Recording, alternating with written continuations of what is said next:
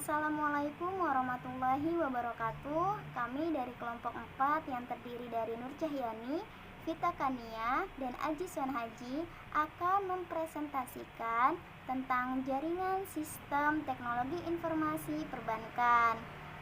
Jaringan komputer bukanlah sesuatu yang baru saat ini. Hampir di setiap perusahaan termasuk bank terdapat jaringan komputer untuk memperlancar arus informasi di dalam bank tersebut. Nah, dengan adanya jaringan komputer ini, komunikasi menjadi lebih hemat, efisien, dan cepat. Nah, dalam teknologi perbankan, perkembangan teknologi informasi menyebabkan bank mengubah strategi bisnis dengan menempatkan teknologi sebagai proses inovasi dan jasa. Misalnya pelayanan transaksi elektronik seperti ATM, phone banking, dan internet banking. Konsep dasar jaringan. Yang pertama yaitu pengertian jaringan komputer. Jaringan komputer adalah kumpulan komputer, printer, dan peralatan lainnya yang terhubung. Informasi dan data bergerak melalui kabel-kabel sehingga menyebabkan pengguna jaringan komputer dapat saling bertukar dokumen dan data, mencetak pada printer yang sama, dan menggunakan hardware atau software yang terhubung dengan jaringan. Nah, tiap komputer, printer, atau peripheral yang terhubung dengan jaringan itu disebut dengan node. Sebuah jaringan biasanya terdiri atas dua atau lebih komputer yang saling berhubungan di antara satu dengan yang lainnya dan saling berbagi sumber daya, misalnya CD-ROM, printer, pertukaran file, atau memungkinkan untuk berkomunikasi secara elektronik. Nah, komputer yang terhubung tersebut berhubungan dengan media kabel, saluran telepon, gelombang radio, satelit, atau sinar inframerah. Yang kedua yaitu jenis-jenis jaringan. Ada 3 jenis jaringan, yaitu yang pertama, Local Area Network atau LAN adalah jaringan yang dibatasi oleh area yang relatif kecil yang umumnya dibatasi oleh area lingkungan seperti sebuah perkantoran, di sebuah gedung atau sekolah, dan biasanya tidak jauh dari 1 km persegi. Nah, dengan adanya LAN ini, suatu komputer dijadikan sebuah file server untuk menyimpan perangkat lunak software yang mengatur aktivitas jaringan ataupun sebagai perangkat lunak yang dapat digunakan oleh komputer yang terhubung ke dalam network. Yang kedua yaitu Metropolitan Area Network atau MEN. Nah, jaringan area metropolitan ini meliputi area yang lebih besar dari LAN. Contohnya antara wilayah dalam satu provinsi. Jaringan menghubungkan jaringan kecil ke lingkungan area yang lebih besar. Nah, misalnya beberapa kantor cabang sebuah bank di sebuah kota besar dihubungkan dengan satu dan yang lainnya. Contohnya seperti Bank BNI yang ada di seluruh wilayah Padang atau Surabaya. Yang ketiga yaitu Wide Area Network atau WAN. Jaringan area Wide Area Network ini adalah jaringan yang sudah menggunakan sarana satelit ataupun kabel bawah laut. Misalnya jaringan Bank BNI yang ada di Indonesia ataupun yang ada di negara-negara lain. Nah, dengan menggunakan sarana WAN ini, bank yang ada di Bandung bisa menghubungkan kantor cabangnya yang ada di Hong Kong hanya dalam hitungan detik. Materi selanjutnya yaitu tentang topologi jaringan komputer. Nah, apa sih yang dimaksud dengan topologi itu? Nah, topologi adalah suatu cara menghubungkan komputer yang satu dengan komputer lainnya sehingga membentuk jaringan. Nah, saat ini topologi yang banyak digunakan adalah bus, token ring, star, dan peer-to-peer network. Nah, adapun pembahasannya yaitu tentang topologi bus. Yang pertama itu tentang topologi bus. Nah, pada topologi ini semua sentral dihubungkan secara langsung pada medium transmisi dengan konfigurasi yang disebut dengan bus. Ada keuntungan dan kerugian dalam topologi bus ini. Nah, keuntungannya itu ada 3. Yang pertama, hemat kabel. Yang kedua, layout kabel sederhana. Dan yang ketiga, mudah dikembangkan. Nah, adapun kerugiannya yaitu ada 4. Yaitu yang pertama, deteksi dan isolasi kesalahan sangat kecil. Yang kedua, kepadatan lalu lintas. Yang ketiga, jika ada salah satu klan rusak, jaringan tidak bisa berfungsi. Dan yang keempat, diperlukan repeater untuk jarak jauh. Yang kedua yaitu topologi token ring. Nah, metode token ring ini sering disebut dengan ring adalah cara menghubungkan komputer sehingga berbentuk lingkaran Setiap simpul mempunyai tingkatan yang sama. Jaringan disebut sebagai loop. Data dikirimkan ke setiap simpul dan setiap informasi yang diterima simpul diperiksa alamatnya. Apakah data itu untuknya atau bukan? Nah, ada keuntungannya, yaitu yang pertama, hemat kabel kerugian, yang kedua, peka kesalahan, dan yang ketiga, pengembangan jaringan lebih kaku. Yang ketiga yaitu topologi star. Nah, dalam hal ini itu disebut dengan kontrol terpusat, yaitu semua link harus melewati pusat yang menyalurkan data tersebut ke semua simpul atau klien yang dipilihnya. Nah, simpul pusat ini dinamakan dengan stasiun primer atau server, sedangkan yang lainnya dinamakan stasiun sekunder atau client server. Setelah hubungan jaringan dimulai oleh server, semua klien server sewaktu-waktu dapat menggunakan hubungan jaringan tersebut tanpa menunggu perintah server. Ada keuntungan dan kerugian dari topologi star, yaitu keuntungannya satu, paling fleksibel, yang kedua, pemasangan atau perubahan stasiun sangat mudah dan tidak mengganggu bagian jaringan lain. Yang tiga, kontrol terpusat. Yang keempat, kemudahan deteksi dan isolasi kesalahan atau kerusakan. Dan yang kelima, kemudahan mengelola jaringan. Nah, adapun kerugian dari topologi star itu yaitu satu, borosnya kabel, dua, perlu penanganan khusus, dan yang ketiga, kontrol terpusat hub jadi elemen kritis. Selanjutnya saya akan menjelaskan tentang jenis, fungsi, manfaat, dan sumber daya jaringan komputer. Yang pertama, jenis dan fungsi jaringan dan komputer berdasarkan fungsinya ada dua jenis. Ada dua jenis jaringan komputer, yaitu yang pertama client server, yaitu jaringan komputer dengan komputer yang didedikasikan khusus sebagai server. Sebuah server atau layanan bisa diberikan oleh sebuah komputer atau contohnya sebuah domain seperti www.detik.com yang dilayani oleh banyak komputer web server. Bisa juga banyak servis atau layanan yang diberikan oleh satu komputer. Yang selanjutnya peer-to-peer, yaitu jaringan komputer yang setiap host dapat menjadikan server yang menjadi klien secara bersamaan. Contohnya dalam file sharing antar komputer di jaringan di Windows Network Neighborhood ada 5 komputer yang memberi hak akses terhadap file yang dimiliki pada suatu saat. Yang kedua, jenis dan fungsi jaringan komputer berdasarkan distribusi sumber informasi distribusi sumber informasi atau data. Jaringan komputer terdiri atas berikut. Yang pertama, jaringan terpusat. Jaringan ini terdiri atas komputer lain dan server. Komputer klien berfungsi sebagai perantara untuk mengakses sumber informasi atau data yang berasal dari satu komputer server. Yang selanjutnya, jaringan terdistribusi. Jaringan ini merupakan perpaduan beberapa jaringan terpusat sehingga terdapat beberapa komputer server yang saling berhubungan dengan klien membentuk sistem jaringan tertentu. Yang ketiga, jenis dan fungsi jaringan komputer berdasarkan media transmisi data. Berdasarkan media transmisi data, jaringan komputer terdiri atas sebagai berikut. Yang pertama, jaringan berlabel. Pada jaringan ini, untuk menghubungkan satu komputer dengan komputer lain, diperlukan penghubung berupa kabel jaringan. Kabel jaringan berfungsi dalam mengirim informasi dalam bentuk sinyal listrik antar komputer jaringan. Yang B, jaringan nirkabel. Wi-Fi jaringan ini merupakan jaringan dengan medium berupa gelombang elektromagnetik. Pada jaringan ini tidak diperlukan kabel untuk menghubungkan antar komputer karena menggunakan gelombang elektromagnetik yang akan mengirimkan sinyal informasi antar komputer jaringan. Yang keempat, manfaat jaringan komputer. Beberapa manfaat jaringan komputer yaitu yang pertama, resource sharing. Dapat menggunakan sumber daya yang ada secara bersama-sama. Misalnya, seorang pengguna yang berada 100 km jauhnya dari suatu data tidak mendapatkan kesulitan dalam menggunakan data tersebut, seolah-olah data tersebut berada di dekatnya. Hal ini sering diartikan bahwa jaringan komputer mengatasi masalah jarak. Yang B, reliabilitas tinggi. Dengan jaringan komputer, kita akan mendapatkan reliabilitas yang tinggi dengan memiliki sumber-sumber alternatif persediaan. Misalnya, semua file yang dapat disimpan atau dikopi eh,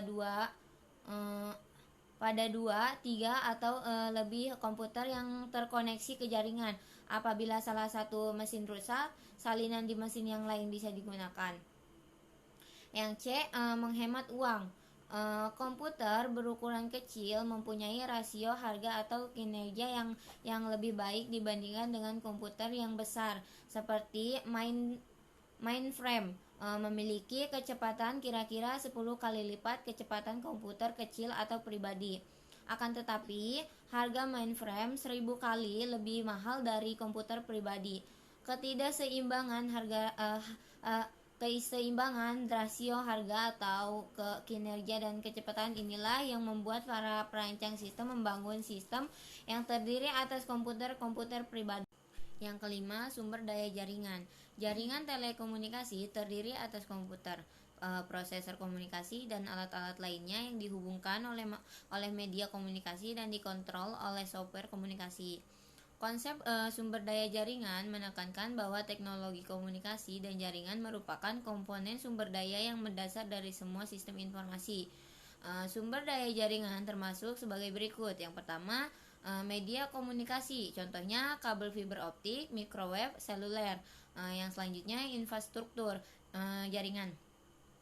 Kategori umum ini menekankan bahwa banyak hardware, software, dan teknologi data dibutuhkan untuk mendukung operasi dan penggunaan jaringan komunikasi. Contohnya, prosesor komunikasi adalah modem dan prosesor internetwork, dan software kontrol komunikasi seperti sistem operasi jaringan dan paket browsing internet. Yang keenam, peralatan jaringan komputer. Peralatan yang penting dalam suatu jaringan komputer terdiri atas sebagai berikut. Yang pertama, terminal. Ada 5 jenis terminal. Keyboard adalah terminal umum dan paling populer. Yang pertama, keyboard adalah terminal input yang sangat populer di antara pemakai komputer. Yang kedua, telepon tombol. Komputer juga dapat dilengkapi dengan alat respon audio, dapat mengirimkan pesan yang dapat didengar oleh pemakai di telepon tombol. Yang ketiga, titik penjualan atau point of sale. Untuk melihat cara pembaca karakter optik digunakan dipasarkan swalayan. Terminal ini menyediakan cara memasukkan data transaksi ke dalam database pada saat penjualan atau point of sale. Yang keempat, pengumpulan data dirancang untuk menggunakan oleh pekerja pabrik. Alat yang dikenal sebagai terminal pengumpulan data atau data collection terminal digunakan untuk pengumpulan data, menjelaskan kehadiran dan kinerja kerja pegawai. Yang kelima, terminal khusus, yaitu terminal yang dirancang khusus untuk keperluan tertentu, seperti cash register yang dilengkapi dengan tombol-tombol khusus. Satu tombol untuk satu jenis penjual. Yang pertama, network interface card. Kartu jaringan dipasang pada setiap komputer yang akan dihubungkan ke suatu jaringan komputer. Beberapa hal pokok yang perlu diketahui dari kartu jaringan, yaitu tipe kartu ISA atau PCI dengan kecepatan 10-100 Mbps harus disesuaikan dengan tipe Ethernet, hub atau switching yang akan digunakan, jenis protokol, dan jenis kabel yang didukungnya. Komputer jenis terbaru tidak dilengkapi dengan slot ISA, tetapi network interface umumnya merupakan onboard sistem, artinya sudah tersedia pada mainboard sehingga tidak perlu lagi dipasang line card. Yang selanjutnya, hub atau konsentrator. Hub adalah perangkat jaringan yang terdiri atas banyak port untuk menghubungkan node atau titik sehingga membentuk jaringan yang saling terhubung dalam topologi star. Hub digunakan jika jumlah port yang tersedia tidak cukup untuk menghubungkan semua komputer yang akan dihubungkan dalam satu jaringan yang dihubungkan secara uplink. Yang selanjutnya Braid. Braid digunakan untuk menghubungkan antar jaringan yang mempunyai protokol yang sama. Hasil akhirnya adalah jaringan logis tunggal Braid juga dapat digunakan pada jaringan yang mempunyai media fisik yang berbeda. Contohnya, jaringan yang menggunakan fiber optik dengan jaringan yang menggunakan sosial. Yang selanjutnya switch. Switch merupakan pengembangan dari konsep Braid. Switch catalog mempunyai kelebihan pada sisi kecepatan karena ketika sebuah paket datang, switch hanya memperhatikan alamat tujuan sebelum diteruskan ke segmen tujuannya. Sedangkan switch store and forward dan kebalikannya, switch ini menerima dan memeriksa seluruh isi paket sebelum meneruskannya ketukannya, dan untuk memeriksa satu paket memerlukan waktu. Akan tetapi, proses ini memungkinkan switch mengetahui adanya kerusakan pada paket data dan mencegahnya agar tidak mengganggu jaringan.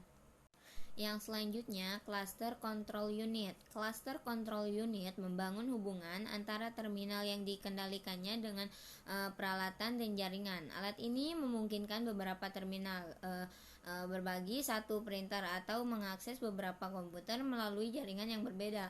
Cluster Control Unit dapat pula mengerjakan pemeriksaan kesalahan dan pengubahan kode. Yang selanjutnya, Multiplexer.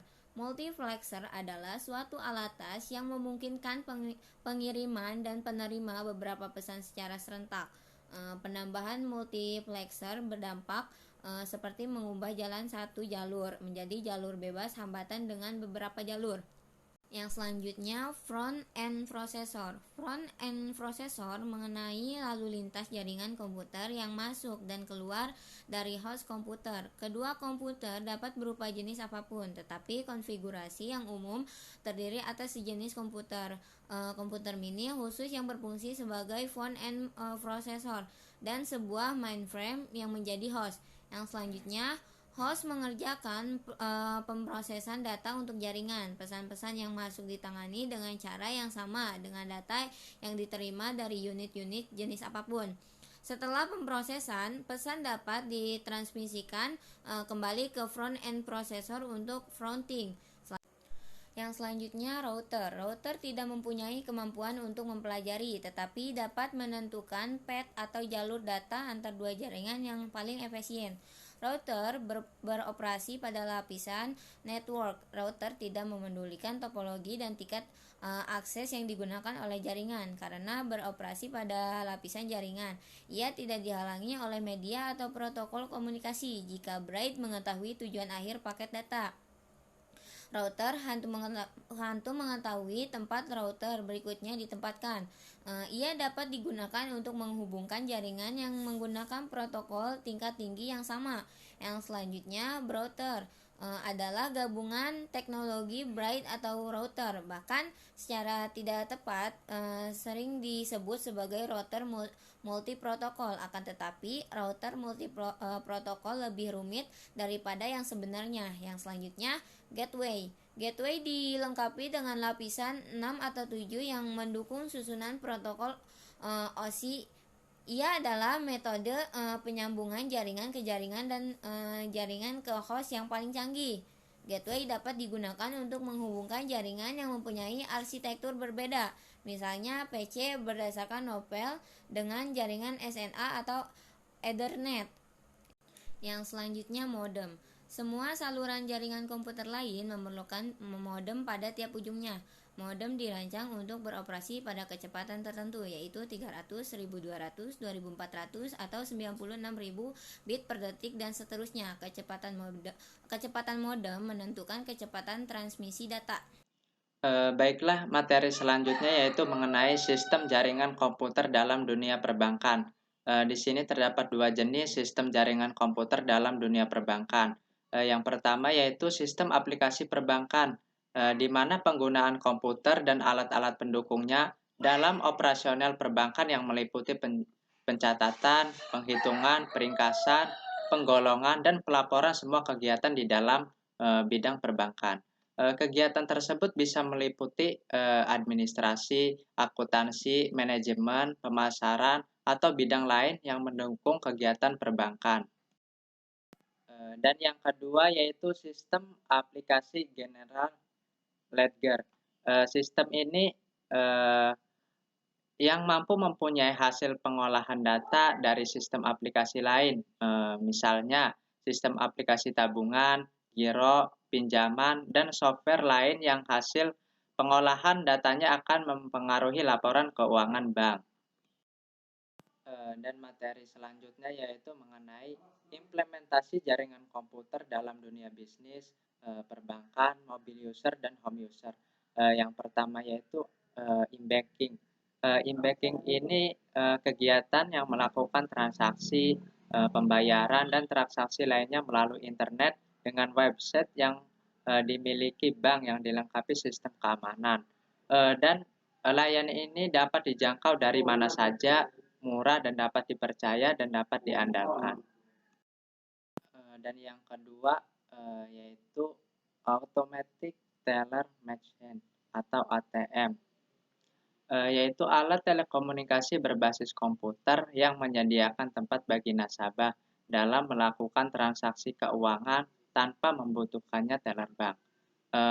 Dan kepuasan yang dapat dirasakan nasabah apabila transaksi melalui ATM ini yaitu kemudahan penggunaan jasa perbankan, keleluasaan waktu pelayanan, dan kecepatan dalam ketetapan pelayanan, keamanan pelayanan, dan keanekaragaman jenis pelayanan.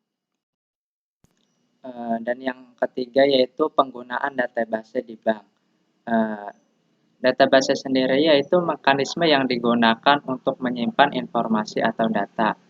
Tujuan utama sistem manajemen basis data ini untuk menyediakan cara menyimpan dan mengambil informasi basis data secara mudah dan efisien.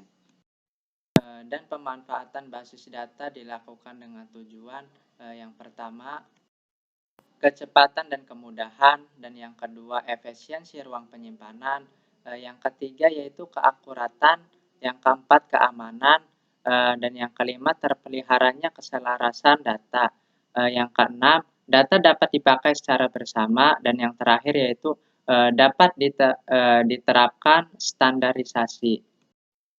Dalam hal ini, bank dapat menggunakan database untuk mengelola informasi, menyimpan rekor transaksi, melacak data nasabah, dan memanipulasi data sehingga menghemat waktu. Dengan adanya database ini memungkinkan juga bagi bank untuk menyimpan data nasabah seperti nomor telepon dan alamat email yang dapat digunakan untuk memasarkan produk dan penawaran khusus secara langsung. Dan yang keempat yaitu mengenai sinkronisasi data-data, yaitu menyinkronkan atau penyertakan. Sinkronisasi adalah proses menyamakan data antar perangkat. Sinkronisasi ini diperlukan untuk menghindari terjadinya ketidakkonsistenan data akibat adanya akses data secara konkuren. Sinkronisasi menjadi penting karena dapat menghindari sesuatu yang tidak konsisten akibat data akses yang kurang akurat. Pada bank sendiri dikenal dengan sinkronisasi token, yaitu proses menyamakan waktu token dengan waktu server PIN atau internet banking. Seperti kita ketahui, pengamanan on-time password atau OTP yang dihasilkan oleh token internet banking berbasiskan waktu.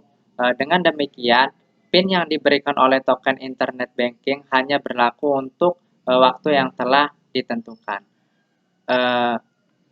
Mungkin itu saja yang dapat kelompok kami sampaikan. Kurang lebihnya mohon maaf. Wabillahi taufiq wal hidayah. Wassalamualaikum warahmatullahi wabarakatuh.